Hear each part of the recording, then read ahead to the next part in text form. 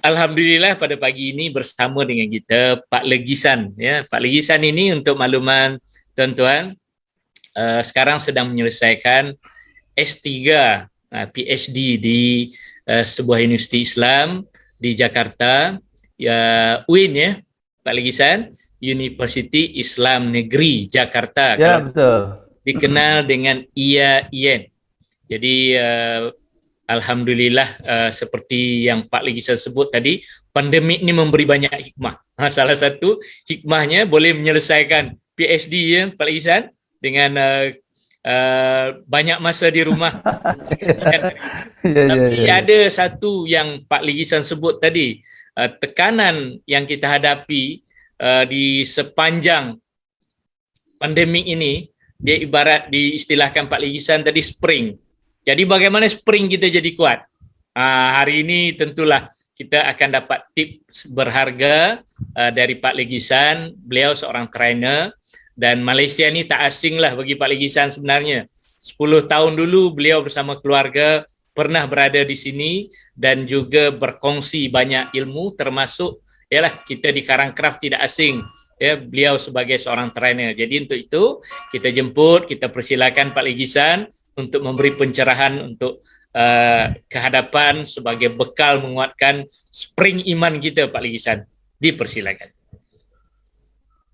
Masya Allah, Masya Allah. Terima kasih banyak Cik Ahmad Yani. Bismillahirrahmanirrahim. Assalamualaikum warahmatullahi wabarakatuh. Waalaikumsalam. Alhamdulillahirabbil alamin. Alhamdulillahilladzi anzala sakinata fi qulubil mu'minin liyazdadu imanan ma'a imanihim. Asyhadu an la ilaha illallah wa asyhadu anna sayyidana Muhammadan abduhu wa rasuluh la nabiyya ba'dah. Allahumma salli ala Muhammad wa ala ali sayyidina wa maulana Muhammad. Alhamdulillah, rasa bahagia sangat ya pagi hari ini, rasa bersyukur pada Allah. Teruntuk yang berbahagia Ayahanda Datuk Usamuddin Yaakob. Masya Allah, ini orang yang luar biasa ya. Perjuangan tiada henti ya. Saya harus katakan semangat beliau ini, malu rasanya kalau kita yang muda-muda ini kalah semangat dengan Ayahanda. Dari segi umur kita masih lebih muda, tapi kalau semangat kita kalah sama beliau, wah rasanya malu kita ya. Dan inspirasi dari Ayahanda Datuk ini luar biasa, tidak hanya seorang entrepreneur ya yang membuktikan keberhasilannya membangun syarikat yang besar di Malaysia dan tentu saja menjangkau dunia, tetapi juga kepedulian kepada masyarakat, kepedulian terhadap agama, dan sekarang bahkan kepedulian terhadap negara dan bangsa. Ini satu hal yang luar biasa. Banyak atau ramai orang sukses jadi CEO, jadi orang yang cukup ya, tetapi dia menjadi selfish saja, ya, menjadi hanya untuk diri dan keluarganya. Tapi apa yang ditunjukkan Datuk itu satu contoh di mana bahwa ada level of contribution. Nah, jadi saya menyebutnya itu, Cik Yani. Jadi ada hidup ini ada namanya level of contribution. Jadi ada tingkatan kontribusi setiap orang itu. Yang dulu kita hanya seorang pribadi saja kan. Kita ini seorang individu. Kemudian kita bekerja, kemudian kita mencari nafkah, kemudian kita punya karir, punya prestasi, punya keluarga. Tapi banyak orang berhenti sampai di situ. Padahal sebetulnya surga itu bertingkat-tingkat gitu. Jadi mereka yang sampai pada tingkatan yang fi jannatin aliyah adalah mereka yang perjuangannya juga pada tingkatan yang tantangannya lebih berat, ya, ujiannya lebih besar, kesulitannya lebih besar, ya, ancamannya lebih banyak. Nah, orang-orang seperti itu diberikan derajat surga yang lebih tinggi oleh Allah Subhanahu wa taala, yang dikatakan sebagai fi jannatin aliyah, mereka berada pada surga yang tinggi tempatnya. Masya Allah. Jadi tahniah untuk Ayahanda Datuk. Saya dari jauh saya mengamati, saya belajar, saya melihat gerak-gerik Ayahanda, dan itu saya kira memberi resonansi, memberi getaran untuk Karangkraf dan seluruh Malaysia. Terima kasih banyak Ayanda atas kesempatan pada pagi hari ini. Pak Ligisan, Puan Marhaini, Pak Ligisan, kalau boleh sedikit, ya. Pak Ligisan punya pengenalan sedikit apa yang Pak Ligisan sedang buat di Jakarta. Jadi untuk rakan-rakan kita yang sedang bersama dan juga di luar yang menyaksikan live kan mengetahui. Baik. Terima kasih Ciani, terima kasih ya. Oke, tuan-tuan, puan-puan yang dirahmati Allah, tadi Puan Marhaini yang saya hormati ya, kita sayangi karena Allah yang luar biasa, Cik Ahmad Yani. Wah, di sini hadir yang luar biasa nih, ada Cik Syamil Fahim. Masya Allah, ini CEO muda nih kan. Ada Cik Hashim tadi yang juga hadir. Ada Cik Firdaus ya. Dan saya rasa saya tak boleh sebut satu persatu nih, sebab kalau saya sebut semuanya habis masa saya. Jadi saya pertama-tama merasa bersyukur dulu, terima kasih dulu, dan saya perkenalkan kepada sahabat-sahabat yang belum kenal, saya Ligisan Sam Tafsir. Saya ini orang biasa saja, tidaklah orang yang luar biasa, belum lagi perjalanan menuju ke sana, perjalanan yang kita semuanya juga berjalan menuju ke sana. Saya dulu pernah sahabat-sahabat di Malaysia bersama dengan Ayahanda Datuk, Cik Ahmad Yani, dan seluruh keluarga besar Karangkraf. Kita berjuang bersama melalui wadah ESQ Leadership Center Malaysia, dan saya muridnya Pak Ari Ginanjar. Saya staf beliau berjuang, dan di sini ada Cik Firdaus, ada Cik Andi, dan sebagainya. Dan hari ini kita berjumpa dalam sebuah silaturahim ya, saya sebutnya begitu. Jadi salam kenal nih buat sahabat-sahabat yang belum kenal ya. Dan saya diberi amanah yang cukup menantang buat saya nih, Puan Marhaini. Ya, saya harus mulai dulu dengan sapaan selamat pagi semuanya. Apa kabar? Alhamdulillah. Oke, apa kabar? Harus luar biasa. Berbaik, alhamdulillah. Apa kabar luar biasa? Alhamdulillah. Coba buka dulu mikrofonnya semua. Saya nak dengar dulu. Saya nak dengar dulu itu semangat yang antusias ya. Coba. Apa kabar? Alhamdulillah. Biasa. Alhamdulillahirabbil alamin. Kita mulai dengan semangat ya, karena semangat itu yang membuat kita akan diberikan kecerdasan oleh Allah, diberi hidayah oleh Allah Subhanahu wa taala. Oke, baik. Saya tidak ada slide presentation Cik Yani, karena kemarin diberitahu ini tidak lama, hanya morning briefing. Oke, tak apa, tapi saya sangat-sangat berbahagia, dan acara ini saja buat saya itu sudah menambah semangat yang dahsyat ya. Oleh karena itu saya pun ingin berbagi kepada sahabat-sahabat semua, semoga ini bermanfaat ya. Saya ingin mulai dari pandemi dulu ya, bahwa sama-sama kita ini 2 tahun kita di rumah saja ya. Saya menganggapnya senarionya begini, kalau pandemi itu adalah ujian dari Allah, ujian itu maknanya cabaran ya, ujian itu maknanya kita diberikan kesulitan oleh Allah ya, maka sikap kita adalah ikhlas ridho. Kenapa? Ini ujian dari Allah. Ayo terima pandemi ini. Ya, terima kesulitan yang kita hadapi sekarang. Mungkin pendapatan kita menurun, syarikat penjualannya menurun, kesulitan kita macam-macam. Ini adalah ujian dari Allah. So, banyak para nabi dan rasul mendapatkan ujian yang juga sangat-sangat sulit. Ya, dan mereka ridho dan ikhlas. Karena ini apa? Ketetapan dan ketentuan Allah. That's the first. Itu adalah senario pertama. Senario kedua, saya melihatnya bisa jadi ya pandemik ini adalah hukuman dari Allah. Kalau dia ini hukuman dari Allah, artinya kita ini punya kesalahan, kita ini punya dosa. Mungkin memang banyak dosa kita, dosa umat manusia ini, gitu ya.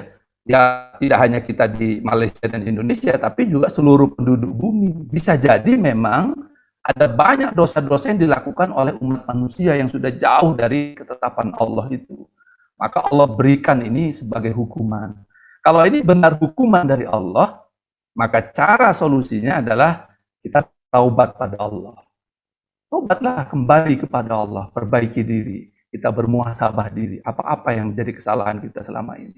Tidak hanya diri kita, tapi keluarga kita, masyarakat kita, bangsa kita, negara kita. Taubat semua. Ya. Nah, ini kita seperti ditampar ini oleh Allah Subhanahu wa taala bahwa dengan hanya makhluk yang sangat halus tak nampak oleh mata pun kita semua sudah ibaratnya sudah pontang-panting kocar-kacir. Dan ini tuan-tuan semua yang dirahmati Allah, kita menyaksikan ribuan orang, ratusan ribu orang, jutaan orang terkena wabah ini dan meninggal. Nah, tentu saja mereka, semoga Allah memberikan kepada mereka ampunan, ya. Tetapi bagi kita yang tersisa, saya mengatakan kita mungkin ini tersisa.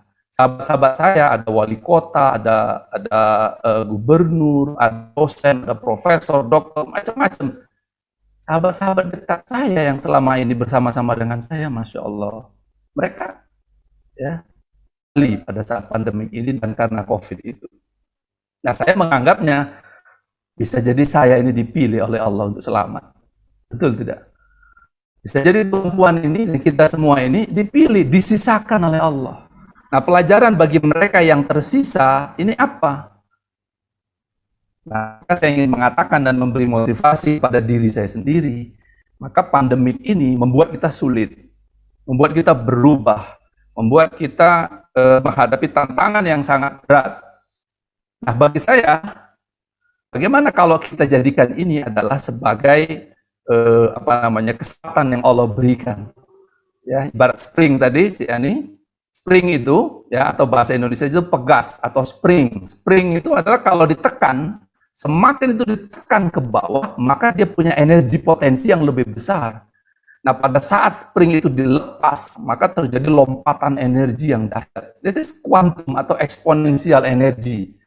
Nah, kalau kita yang tersisa ini oleh Allah disisakan seperti sekarang ini, memiliki ya kesadaran, keyakinan seperti spring itu, maka setelah kita lockdown, maka kata ayahanda tadi, begitu selesai lockdown jangan slow down.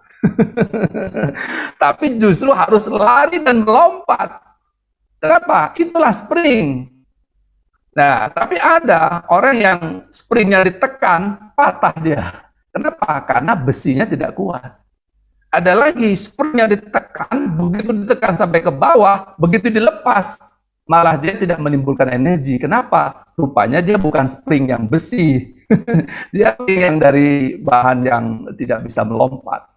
Nah, oleh karena itu, bagaimana kita menjadi pribadi yang memiliki spring yang sangat kuat, dalam tekanan ini kita tidak patah, tapi kita punya simpanan energi yang sangat besar. Energi yang sangat-sangat antusias. Nah, bagaimana caranya kita punya itu? Nah, solusinya menurut saya, tuan-tuan yang saya hormati, saya banggakan karena Allah, maka kita kembali kepada Al-Quran. Jadi baca, faham, amal, itu sudah satu paket yang mesti ada dalam kehidupan kita sehari-hari. Nah, saya ingin tadabbur 3 surat pada pagi hari ini. Mudah-mudahan cukup waktunya ya. Ini sebetulnya saya sedang memberi motivasi pada diri saya nih, Cik, nih. Karena sama kita nasibnya ini dalam keadaan yang seperti sekarang ya. Pertama adalah coba lihat surat As-Saff ayat yang terakhir ya. Allah mengatakan a'udzubillahi minasyaitonirrajim, bismillahirrahmanirrahim, ya ayyuhalladzina amanu kunu ansarallah. Nah, hai orang-orang yang beriman, jadilah kamu penolong agama Allah. Ini bukan main-main ayatnya ini. Ya. Artinya hidup ini adalah untuk menolong agama Allah. Orang boleh berkata, loh, kok Allah ditolong?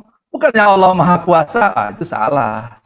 Menolong agama Allah itu hanya cara saja, hanya jalan saja untuk kita bisa total action. Untuk kita boleh bekerja, untuk kita boleh melompat, berlari, menciptakan prestasi. Ya. Tapi apa tujuannya? Adalah menolong agama Allah. Melalui apa kita tolong agama Allah? Melalui syarikat. Jadi sebetulnya syarikat, negara, warisan umat, perusahaan, atau apa saja yang menjadi profesi kita, itu adalah alat kita, tools kita untuk menolong agama Allah. Jadi jangan salah ya bahwa syarikat untuk mencari uang, ya prestasi berjuang untuk hanya mencari uang, ya untuk mencari kenikmatan, ya untuk pleasure. Nah, selama ini kita diajarkan bahwa kita berjuang, bekerja untuk apa? Supaya kita bisa menikmati hidup. Ini sebetulnya ajaran filsafatnya utilitarianism. Ini ajaran filsafatnya materialisme. Kenapa? Mereka mengajarkan bekerja untuk kenikmatan. Jadi bisnis untuk maximizing profit and maximizing pleasure. Itu ajarannya mereka. Tapi ajaran Quran adalah kamu berjuang adalah untuk menolong agama Allah. Dengan cara menolong agama Allah, kamu akan menolong dirimu sendiri.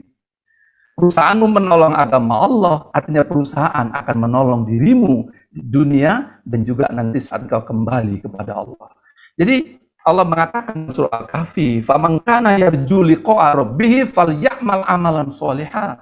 Kalau kamu berharap atau berkeinginan kelak kamu akan berjumpa dengan Allah Tuhanmu, maka tumpahkan semua kekuatanmu untuk beramal soleh, beramal yang baik.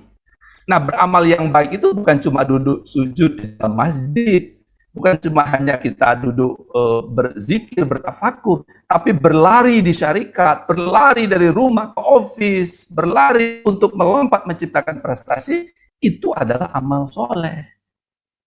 Nah, kita tumpahkan semua energi itu demi apa? Demi kita menolong agama Allah, dan dengan itulah maka Allah menolong diri kita, keluarga kita, masyarakat kita, bangsa dan negara. Dan cara bisa memiliki kekuatan itu, maka Allah mengatakan, "Innallaha ashtara minal mu'minina anfusahum wa amwalahum bi anna lahumul jannah." Masya Allah. Orang-orang yang beriman itu menjual diri mereka dengan balasan surga. Jadi dia akan mengorbankan apa saja dengan ditukar impiannya mendapatkan Raudatul Jannah. Jadi orang yang seperti ini nggak takut capek dia, nggak takut lelah dia. Bagi dia dunia ini hanyalah jalan. Bagi dunia ini adalah battle atau ladang perjuangan. Disitulah dia menumpahkan segalanya. Kenapa? Karena dia ingin berangkat kelak menuju Allah Azza wa Jalla. Maka saya ingin mengajak pada tuan-tuan semua, marilah kita suasanakan hidup kita itu suasana saat orang ingin berangkat. Jangan suasana saat orang sudah sampai. Kalau orang yang sudah tiba di lokasi, di tempat tujuan, dia pleasure, dia menikmati, dia betul tidak? Tapi kalau orang dalam suasana akan berangkat, ayo cepat, kenapa? Plane kita udah mau terlambat, kapal terbang kita udah mulai terbang, ayo cepat, segera, jangan berlambat-lambat. Itu suasana di dalam saat kita ingin berangkat. Tapi beda suasana ketika orang sudah sampai. Kalau sudah sampai apa? Rehat, betul? Kalau sudah sampai apa? Makan, minum. Kalau sudah sampai apa? Bernikmat-nikmat dia. Itu nanti saat kita sampai di Raudatul Jannah. Dunia adalah tempat kita ingin berangkat, teman-teman semuanya. Jadi kalau kita ingin memiliki energi yang dahsyat, maka itu yang harus ada di dalam jiwa kita. Itu yang pertama. Ya, yang pertama, yang keberapa sudah ya? Nah, jadi ayatnya, tolonglah agama Allah dan tumpahkan semua kemampuan yang Allah berikan pada dirimu. Ya ilmumu, ya pikiranmu, ya tenagamu, ya perasaanmu. Ya, maka kalau itu kita keluarkan semua, maka pasti dia akan memberikan getaran kepada lingkungan kita. Bahkan saya ingin mengatakan, saya selalu katakan ya, perjuanganmu akan menggetarkan lingkunganmu apabila perjuanganmu itu seharga dengan nyawamu. Masya Allah. Saya ulangi. Ini sebab ini penting sekali. Perjuanganmu akan memberikan resonansi atau menggetarkan orang lain apabila perjuanganmu itu seharga dengan nyawamu sendiri. Artinya apa? Perjuangan itu sama harganya dengan nyawa kita. Masya Allah. Tuan-tuan yang dirahmati Allah. Dan itu perintah Al-Quran. Inna Allah astara minal mu'minina amwalahum bi anna lahumul jannah. Sesungguhnya orang-orang yang beriman itu telah menjual diri, jiwa mereka, harta mereka dengan balasan Raudatul Jannah. Nah, apabila seperti itu, maka insya Allah spring yang ada dalam jiwa kita ini akan kuat. Dia tidak akan patah dia dengan COVID. Dia tidak akan lemah dengan kesulitan ekonomi. Dia tidak akan patah dia dengan apapun kesulitan yang kita hadapi sekarang. Kenapa? Karena kita mengabdi pada Allah. Kita berjuang untuk Allah dan kita menggunakan ya energi Allah untuk kita terbang dan melompat. Kelak kita akan sampai kepada Raudatul Jannah. Hanya itu. Katakan, mana yang lebih indah dari hidup seperti itu, selain itu? Katakan. Apakah ada lagi? Ya, saya ingin mengatakan bahwa mana jalan hidup yang lebih punya energi, punya meaning, ya, punya antusiasme kecuali adalah mengabdi pada Allah. Saya sulit sekali menemukan itu dan itu janji Allah Azza wa Jalla. Dan saya kira itulah ciri-ciri orang yang beriman. Jadi manajerkah kita, CEO kah kita, karyawankah kita, ibu rumah tanggakah kita, pakai energi ini ya untuk kita menjalani sisa waktu yang ada ini. Sehingga saya ingin mengatakan, mari kita anggap bahwa sisa waktu kita ini adalah sebagai injury time. What is injury time? Injury time adalah waktu yang tersisa atau waktu tambahan. Coba kalau kita main sepak bola, tidak ada yang menang nih antara dua kesebelasan, betul? Maka kurang waktunya kan, tambah lagi waktunya. Waktu apa namanya? Injury time. Nah, dalam injury time, semua pemain akan all out. Habis-habisan, tak kenal lelah dia. Ayo cepat, tendang sepak, terjang, lompat, lari. That is injury time. Waktu terbatas. Sebab apa? Kematian boleh datang esok lusa, teman-teman. Ya, kita sudah saksikan ya sahabat-sahabat kita yang tiba-tiba pulang pada Allah. Masya Allah. Oleh karena itu sisa waktu yang ada ini, baik kita yang di warisan ummah, baik kita yang di Karangkraf atau di mana saja, this is the time. Hey, jangan nunggu. Ya. Ada lagi sekarang waktu untuk waktu untuk bersantai-santai. This is kita dalam medan juang sekarang. Nah, hadirin teman-teman, ayahanda datuk yang saya muliakan, saya hormati karena Allah, Cik Ahmad Yani. Nah, sekarang saya akan masuk kepada tema yang kedua. Bagaimana kita melihat atau maintain semangat juang seperti ini? Maka tidak lain adalah kita kembali lagi kepada Al-Quran. Tadi surah Al-Baqarah yang dibaca ayat 1-5, sebetulnya itu kalau kita tadabbur lebih dalam lagi, maka itu isinya adalah mindset. Jadi kalau Puan Marhain mengatakan, kita perlu minda pejuang. Minda pejuang itu ada di dalam surat Al-Baqarah, ayat 1-5. Dan ayat kelimanya Allah mengatakan apa? Ulaika ala hudam min rabbihim wa ulaika humul muflihun. Mereka lah orang yang mendapatkan petunjuk dari Tuhan mereka, dan mereka orang yang menang, yang beruntung, yang mendapatkan kejayaan. Siapa mereka? Allah mengatakan ada 5. Ini mindset kita. Selama ini hanya dibaca saja, ya. Tetapi ini tidak jadi mindset kita, tidak menjadi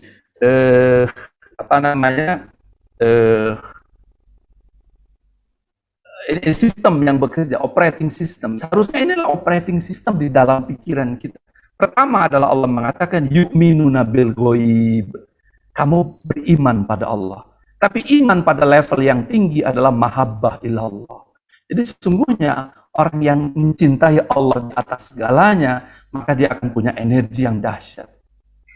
Yang tidak punya ketakutan, tidak punya kekhawatiran. Tidak takut miskin dia. Tidak takut sakit dia. Tidak takut lelah dia. Kenapa? Cinta pada Allah lebih membahagiakan dirinya. Coba lihat. Ketika Ibrahim dibakar, dia mengatakan, aku lebih merasakan kedamaian dinginnya api di tengah kobaran api. Kata Yusuf, penjara lebih aku cintai daripada kemurkaan itu.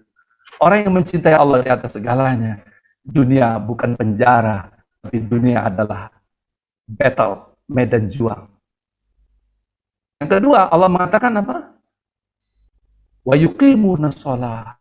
Kamu mendirikan sholat. Tidak hanya ruku dan sujudnya sholat itu, tapi sholat adalah doa. Doa adalah dream, impian. Doa adalah harapan. Maka ketika kita sholat, ya, maka kita memperkuat dream kita, dream syarikat kita, dream kita, dream perjuangan kita, dan itu kita perkuat dengan ucapan doa dan gerakan di dalam sholat.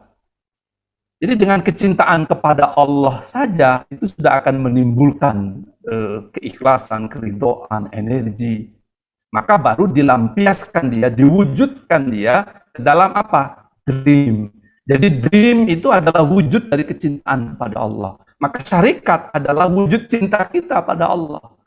Maka syarikat pekerjaan itu adalah lukisan perjuangan kita sungguhnya. Itu wujud dari kecintaan kita kepada Allah. Ya. Nah, kalau kita sudah mencintai Allah dan kita wujudkan itu dalam karya kita, prestasi kita, pekerjaan kita, maka langkah yang ketiga kata Allah apa? Wa mimma razaqnahum yunfiqun. Apa itu? Mereka itu menafkahkan apa yang kami berikan pada diri mereka. Menafkahkan artinya mengeluarkan semua potensi itu. Jadi orang seperti ini tidak pelit dengan tenaganya, dengan ilmunya. Orang seperti ini tidak takut dia. Ya, maka energinya akan dikeluarkan seluruhnya. Ini yang disebut unleash potensi. Jadi potensi itu dikeluarkan semua, jangan di kalau pohon beringin, pokok beringin tahu ya, pokok beringin. Pokok beringin itu kan tumbuh besar ya, kalau dia hidupnya di dalam tanah yang luas. Ada juga pokok beringin yang hidupnya di atas meja, karena dia dibonsai. Nah, seringkali manusia itu membonsai pikirannya, membonsai dirinya, sehingga dia menjadi kerdil di atas meja. Kenapa? Karena dia tidak unleash. Seharusnya setiap orang itu unleash. Lepaskan semua kemampuan itu, tidak ada kekhawatiran, tidak ada ketakutan. Kenapa? Karena niat di hatinya adalah kecintaannya pada Allah. Diwujudkan dalam dreamnya. Ya, maka hari-hari penuh antusiasme. Nah, yang keempat Allah mengatakan apa? Walladzina yu'minuna bima unzila ilaika wa ma unzila min qablik. Mereka orang-orang yang beriman kepada Quran. Apa isi Quran? Hudal linnas wa bayyinatin minal huda wal furqan. Quran itu isinya adalah petunjuk. Petunjuk details, petunjuk itu dari Allah. Quran itu isinya adalah principles. Maka ambil prinsip-prinsipnya itu di dalam Quran. Dia membeda mana yang benar, mana yang salah, mana yang baik, mana yang buruk. Orang yang berpegang teguh kepada kebenaran Al-Quran, dia akan punya integriti dia. Dia tak akan terbeli dengan uang rasuah. Dia tidak akan terbeli dia dengan uang korupsi. No. Dia tak akan terbeli dengan hawa nafsu dunia. Kenapa? Karena dia punya integriti, dia hidup di atas jalan kebenaran dari Allah. Nah, orang seperti ini pun tidak mudah patah arang dia. Tidak mudah patah. Ya, kenapa? Dia tahu bahwa perjuangan itu adalah jalan yang berat, jalan yang mendaki dalam surah Al-Balad. Dia tahu bahwa perjuangan itu tidak ringan. Maka amanah perjuangan itu berat. Begitu beratnya Nabi saja berguncang dadanya menerima Al-Quran di Gua Hiro itu. Menang Nabi itu berat ini, ya Allah, berat. Tidak mudah menerima amanah perjuangan. Oleh karena itu ia berpegang teguh kepada Allah, pada kebenaran Allah, kepada Al-Quran. Maka isi Al-Quran itu dengan dada kita dengan Al-Quran, pikiran kita dengan Quran. Masya Allah. Jadi Quran Hour yang digagas oleh warisan umat ikhlas ini, that's the solution. Ya, PMK sekali dia mesti meluangkan waktu untuk membaca Al-Quran. Setiap hari, setidaknya 1 jam 1 hari. Baca, pahami, baca terjemahnya. Karena bukan orang Arab. Kalau orang Arab paham atau sudah pandai bahasa Arab, tak apalah baca terjemahnya. Tapi baca, faham, dan ambil itu prinsipnya, message-nya, kemudian jalankan dalam hidup sehari-hari. So, Al-Quran itu akan kita elaborasi menjadi prinsip-prinsip di dalam ekonomi, di dalam politik, di dalam manajemen, dalam pengurusan, dalam organisasi, dan semua. Ya, hidup kita adalah hidup dalam nuansa Al-Quran. Yang kelima, Allah mengatakan, wabil akhirati hum yuqinun, dan pada negeri akhirat mereka beriman. Masya Allah, ini bukan sekedar kita beriman kepada surga dan neraka. Ini adalah total performance. Saya ingin mengatakan tidak hanya total action. Total action is not enough. Total performance. Bahwa kita harus punya achievement dalam hidup. Ya, tidak cukup hanya kerja keras. Tapi kerja yang membawa hasil. Delivery result itu mesti jelas ukurannya berapa. Oleh karena itu dalam agama Allah mengatakan, kamu jangan cuma berjuang saja, tapi meraihlah surga. Itu adalah apa? Matlamat. Itu adalah performance. Performance yang paling jelek adalah neraka jahanam. Dan performance yang terbaik adalah Raudatul Jannah. So di muka bumi ini, ukur performance kita. Ya, di company kita, di syarikat kita, dalam kehidupan keluarga kita, pribadi kita. Harus jelas. Inilah total performance kita. Maka genaplah sudah 5 mindset minda seorang pejuang di dalam kehidupannya. Apakah dia seorang manajer, seorang karyawan di syarikat, atau seorang pegawai di government dan sebagainya. Ya. Nah, kalau sudah mindset itu hidup dalam pikiran kita, dalam jiwa kita, dalam keseharian kita sehari-hari, ini tentu saja perlu dielaborasikan lebih luas lagi, perlu ditadabbur. Dan Al-Quran, ya, Al-Quran itu menjelaskan semua yang 5 ini. Itu mengapa yang 5 ini ada di awal Al-Quran. Coba lihat, kenapa penjelasan tentang takwa atau rukun takwa yang 5 itu, kenapa di depan Al-Quran? Ya, karena seluruh ayat yang lainnya, yang 6.236 ayat itu adalah details dari yang 5 tadi. Maka ambillah yang 5, jadikan itu mindset di dalam pikiran kita, di dalam jiwa kita, maka itu akan membentuk yang namanya our personality. Jadi kepribadian kita dibentuk oleh rukun takwa itu. Nah, kalau kepribadian kita dibentuk oleh rukun takwa, maka perilaku kita, habit kita, kebudayaan kita akan mengikuti dari rukun takwa. Pada akhirnya, masyarakat, bangsa, dan negara akan menjadi insan-insan yang bertakwa. Nah, kalau semua sudah menggunakan mindset itu, lalu di mana medan juang kita? Nah, kan kita perlu kendaraan nih. Di mana medan juang kita? Di mana? Ya, apa medan perjuangan kita? Maka inilah tadabbur surat yang ketiga, yaitu surat Al-Balad yang tadi dibaca. Surat Al-Balad adalah battle of life. Itu adalah medan perjuangan kita. Apa itu? Nah, saya memahami Al-Balad ini dalam konteks perjuangan. Tadi sinopsisnya sudah sangat bagus, tapi saya ingin memberikan perspektif yang agak berbeda. Bahwa surat Al-Balad adalah dalam konteks membangun bangsa dan negara. Jadi ini sudah level of contribution-nya ini sudah lain. Dan sebetulnya kita semua adalah kaki tangan untuk membangun bangsa dan negara. Ya. Itu ayatnya dimulai, suratnya dimulai dengan la uqsimu bihadzal balad, aku bersumpah demi negeri ini. Dalam Al-Qur'an, di dalam semua kitab tafsir itu dikatakan itu adalah Mekah. Ya, tapi kalau Abdullah Yusuf Ali mengatakan itu tidak hanya Mekah, tapi juga negeri-negeri yang lain. Artinya negeri di mana kamu dilahirkan. Wa walidi wa walad, ada pertalian darah antara ibu pertiwi dengan putra negeri. Ya, bukan Putrajaya ya, putra negeri. Ya, Putrajaya boleh juga. Nah, artinya kita ini lahir di satu negeri. Maka kita diberikan amanah oleh Allah untuk menjaga, membina negeri yang dimana kita lahir itu. Masya Allah. Kamu mengatakan kamu sudah berbuat banyak, dan kamu katakan tidak ada yang melihatmu, oh jangan salah, kata Allah. Aku melihatmu. Allah mengatakan, alam naja'allahu ainain. Bukankah aku yang menciptakan 2 matamu? Lisana wa syafatain. Bukankah aku yang menciptakan lisanmu? Wa hadainahu najdain. Bukankah aku yang mengajarimu kebaikan? Tapi Allah mengatakan apa? Falak tahamal aqobah. Tapi mengapa kamu menempuh jalan yang biasa-biasa saja? Mengapa kamu tidak menempuh jalan yang mendaki? Ini bedanya orang yang beriman kepada Allah dan mereka yang tidak beriman. Mereka yang beriman kepada Allah, dia menempuh jalan mendaki. Karena dengan mendaki dia berjuang. Dia berjuang ibarat basikal, dia naik menuju puncak. Dan puncak yang tertinggi adalah Raudatul Jannah.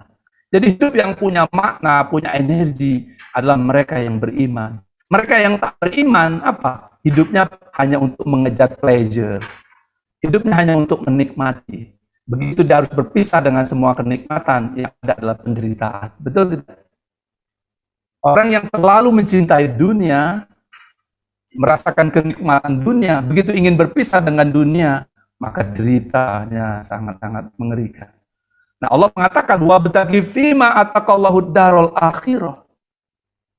Wala tansa nasibaka minad dunya. Apa artinya? Cari kebahagiaan negeri akhirat. Jadi Allah itu, Masya Allah, Allah itu luar biasa ya.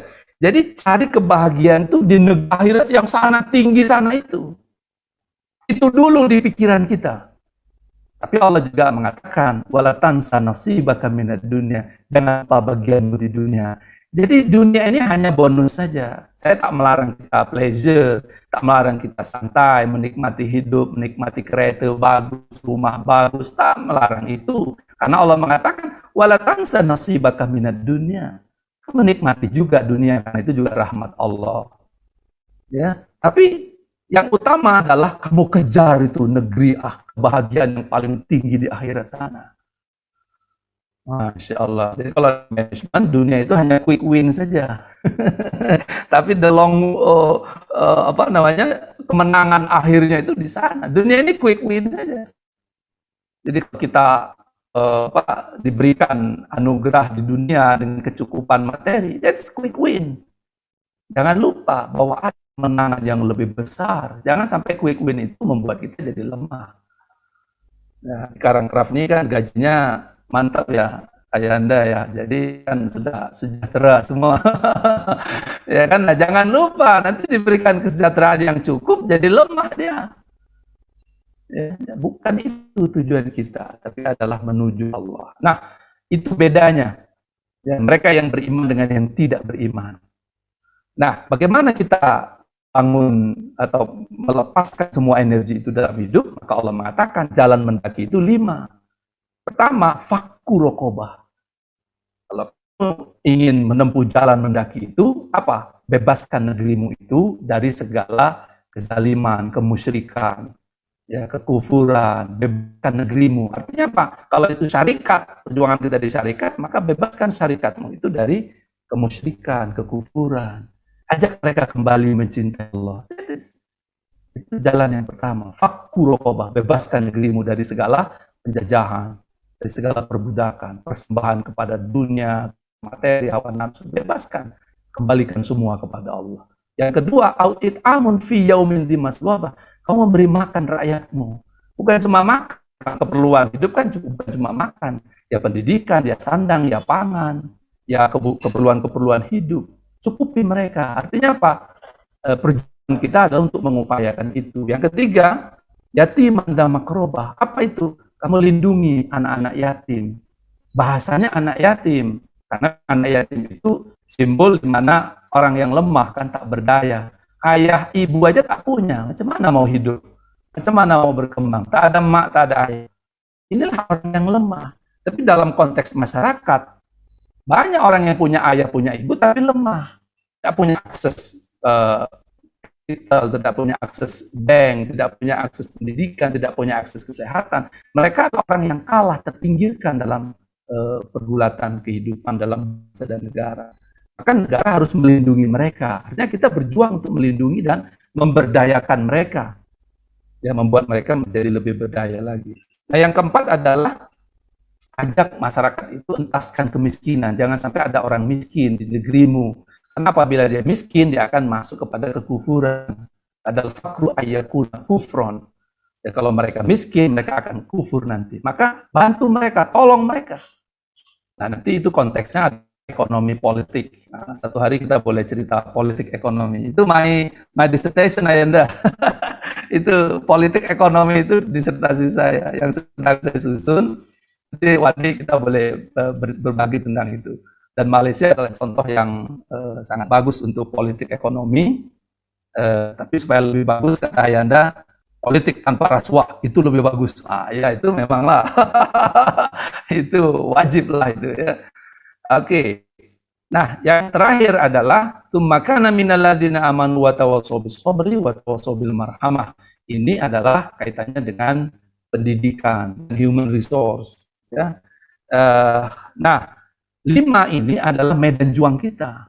Nah, warisan ummah ikhlas adalah di dalam rangka perjuangan ini. Karangkraf ada dalam wadah perjuangan ini. Masya Allah. Terus saya bersyukurlah ya ada di warisan ummah ikhlas dan ada di Karangkraf dan juga ada di Malaysia.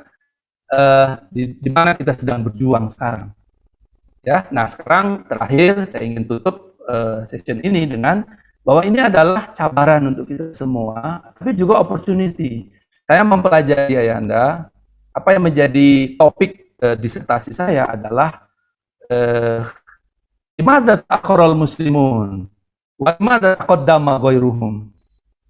Yang orang Arab pasti tahu, yang pintar bahasa Arab. Bahasa Indonesianya, bahasa Malaysianya, mengapa umat Islam terbelakang? Mengapa umat yang lain maju? Kita harus akui bahwa umat Islam itu masih terbelakang. Kita ada 57 negara muslim. Tetapi gross domestic product-nya itu kecil, hanya 5% dibandingkan gross domestic dunia. Jadi jumlah kekayaan orang Islam dunia dibandingkan dengan kekayaan satu Amerika saja, itu sekitar 35%. Jadi umat Islam itu terbelakang. Nanti kita bahas lebih dalam lagi. Nah, saya ingin mengatakan mengapa itu terjadi. Nah, pertanyaan selanjutnya sesungguhnya adalah apa yang mestinya kita lakukan. Dan kesempatan yang hidup kita sekarang ini adalah kesempatan untuk mengembalikan kebangkitan Islam itu. Ya. Kita kan selalu dikatakan, ini Islam akan bangkit, Islam akan bangkit, Islam akan bangkit. Mana yang bangkit? Yang setahu saya Cina yang bangkit. Cina yang ekonominya dahsyat, Korea Selatan yang ekonominya dahsyat. Islam mana? Mana? Saudi mana? Ya, mana? Pakistan mana? Mana Bangladesh? Mana negara-negara muslim? Mana Iran, Irak, Kuwait? Mana? Indonesia yang punya 270 juta, mana ekonominya? Indonesia malah terpuruk lagi, lebih teruk jadi negara miskin sekarang. Indonesia menjadi negeri yang sekarang ini lower middle income. Jadi ini sebuah pertanyaan besar Ayahanda dan juga hadir semuanya. Oleh karena itu dalam sesi yang sekarang ini tidak ada alasan untuk berleha-leha. Berleha-leha itu maksudnya bersantai-santai. No. Tidak ada waktu untuk istirahat. Karena itu saya setuju dengan Ayahanda itu. Berjuang terus. Berjuang terus pagi, sore, siang, malam. Masya Allah, Masya Allah. Dahsyat. Saya kira ini Cik Ahmad Yani sebagai pengantar kita, pengantar pagi hari ini yang baik benar dari Allah SWT. Ya. Yang salah dari saya hanya berikan kesimpulan sedikit. Pertama, kita harus menguatkan energi dalam diri kita. Tolonglah agama Allah, karena dengan itu kita menolong diri kita. Ya. Kemudian bagaimana? Jual dirimu untuk Raudatul Jannah. Ya. Artinya apa? Lepaskan semua potensi itu. Bangun mindset kita dengan apa? Dengan rukun takwa. Karena ada rukun negara, harus ada rukun takwa. Rukun takwa adalah mindset kita. Oke, kemudian itu lepaskan di dalam medan juang kita, yaitu adalah di negeri kita. Al-Balad adalah kota adalah negeri di mana kita dilahirkan. Jangan lupa, Malaysia ada di antara 57 negara di dunia, negara muslim maksud saya. Indonesia, Malaysia, kalau digabung dua, itu kekuatannya luar biasa. Berarti kita sudah punya 300 juta Indo-Muslim, ya itu sudah setara dengan sebanyak penduduk rakyat Amerika. Ya, Amerika 300 juta, kalau Indonesia masih bergabung sudah 300 juta, jadi sudah seimbang. Tinggal GDP-nya jadi ditambahkan biar lebih kuat lagi. Demikian, saya nih rasanya cukup ya. Masya Allah, Mudah-mudahan sangat Allah luar memberi rahmat biasa. bagi kita semuanya. Pak Ligisan, Jika ada yang kurang-kurang, saya rasa kita boleh jumpa lagi. Baik, saya nih silakan. Masya Allah, kita bukan selalu Pak Ligisan, dan hari ini kita dapat betul-betul satu mutiara yang sangat luar biasa. Ya, mutiara pejuang yang kita nantikan itu. Dan yalah, sangat banyak mutiara yang Pak Ligisan lontarkan pada pagi ini. Dan cuma Pak Ligisan dalam konteks kita, yalah, banyak perkara yang Pak Ligisan pesan tadi itu, kita datang kesedaran. Cuma tantangannya Pak Ligisan, cabarannya, kadang-kadang kita sentiasa membonsaikan diri kita menjadi kecil kembali. Ya, kita lupa nikmat terbesar yang nanti kita di depan itu. Terakhir, ya, tip paling berharga nih Pak Ligisan, bukan selalu dengan Pak Ligisan nih. Bagaimana kita mengatasi diri kita yang selalu membonsaikan pikiran kita nih Pak Ligisan. Oke, kalau saya ancamannya ini, maka ada satu kalimat yang bagus sekali. Kalimat itu mengatakan, don't downgrade your dream just to fit your reality. Jangan kamu rendahkan visionmu itu hanya karena kita melihat kekurangan kita. Banyak orang itu dipatahkan dengan berbagai kekurangan. Macam pohon beringin tadi lah, ya kan? Akibat dia diberikan pot ya, diberikan apa namanya potnya itu, maka akhirnya kan serba terbatas semua kan? Jadi kecil. Tak boleh akarnya itu ke bumi karena semuanya menjadi terbatas. Nah, jadi banyak orang itu, ramai orang itu membatasi dirinya, membatasi dreamnya, membatasi pikirannya. Ya, padahal Allah mengatakan itu kamu adalah umat yang terbaik, kamu adalah manusia yang sempurna. Masya Allah, masa kita tidak bersyukur itu? Laqad khalaqnal insana fi ahsani taqwim. Itu aja sudah dahsyat. Kamu itu sempurna. Kenapa kamu membonsai diri kamu sendiri? Kamu batasi pikiranmu, kamu batasi kemampuanmu. Hei, kamu itu jauh lebih baik daripada yang kamu pikirkan. Itu Allah mengatakan kamu itu sempurna. Nah, tapi banyak orang tadi itu, ya, dia downgrade dirinya sendiri. Karena apa? Karena dia melihat keterbatasan. Saya tak punya ini, saya tak punya itu, saya tak punya ini. Akhirnya dia lemah. Oleh karena itu, upgrade your conviction to match your destiny. Jadi yang kita kuatkan itu adalah cita-cita kita, keyakinan kita, doa kita, usaha kita. Jadi jangan direndahkan mimpinya. Jadi mimpi tamadun Islam akan bangkit itu jangan dihapus. Meskipun kita banyak kekurangan. Tetapi apa? Keyakinan kita, kekuatan kita, itu yang mesti kita lepaskan semuanya. Maka kalau berdoa, ini kuncinya ini. Yeah. Berdoalah jangan cuma minta dihilangkan beban yang berat dari Allah, tapi mintalah agar pundak kita diberi kekuatan oleh Allah untuk menanggung beban yang berat. Orang itu berdoa agar ya Allah ringankanlah bebanku, ringankanlah bebanku, ringankanlah bebanku, hilangkanlah masalahku. Ya boleh, namanya kita juga manusia, kalau terlalu berat bebannya, kan akhirnya kita nggak bisa berbuat. Tapi kan Allah mengatakan, kamu akan diberikan beban yang kamu sanggup. Tapi kesanggupan kita sampai seberapa jauh? Maka mintalah kepada Allah agar dikuatkan pundakmu untuk menanggung beban. Maka kalau saya berdoa, saya menjari diri saya, berdoalah Ligisan, minta agar Allah cerdaskan otakmu. Jadi saya tegas-tegas, kalau doa, ya Allah cerdaskan otak saya ini, ada 1000 buku yang saya baca. Ya Allah, mata saya udah lelah ini, tapi ada banyak lagi yang mesti saya baca. Ya Allah, kuatkan mataku ini, sehatkan mataku ini, cerdaskan otakku.